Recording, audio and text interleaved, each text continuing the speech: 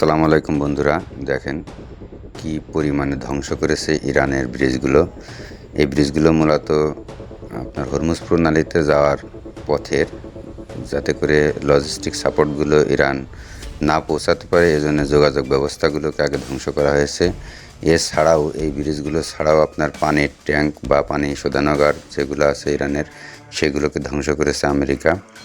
আর এ পর্যন্ত সবচেয়ে বেশি ক্ষতিকর যে কাজগুলো করেছে সেটা হচ্ছে এই ভিডিওটা তখনই করা, একদম যখন হামলাটা শেষ হয়েছে তার কিছুক্ষণ পরেই।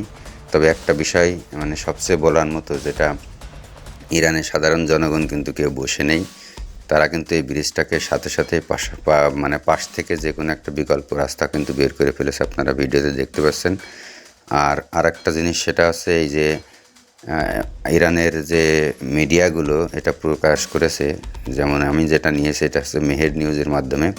তো এই মেহের নিউজ কিন্তু প্রচার করেছে, এটাই বোঝাতে চাচ্ছে বিশ্বকে যে ইরানে কিন্তু আমেরিকা প্রচুর পরিমাণে হামলা চালাচ্ছে, এবং এই হামলার বিপরীতে পরবর্তীতে ইরান যে 72 ঘন্টা সময় নিয়েছে, ইতোমধ্যে কিন্তু 36 ঘন্টা পার হয়ে গেছে, আর মাত্র 36 ঘন্টা আছে। এই 36 ঘন্টা পর ইরান বলেছে যে আমরা কিন্তু কঠিন পরিমাণে প্রতিশোধ নেব, আর এটার জন্য বিশ্ব তথা মধ্যপ্রাচ্য এবং আমেরিকা, ইসরায়েল সবাই যেন প্রস্তুত থাকে, এই ধরনের একটা বার্তা কিন্তু ইরান ইতিমধ্যে দিয়েছে।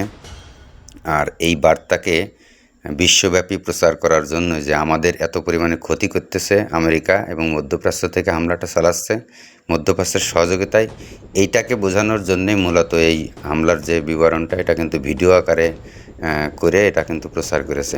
তার মানে এটা পরিকল্পিতভাবে প্রচারিত হয়েছে, এবং ইরান সত্যিই সেই 72 ঘন্টার যে আলটিমেটাম সেটা শেষ হলে অবশ্যই বড় আকারে কোনো একটা হামলা চালাবে বলে আমরা মনে করি।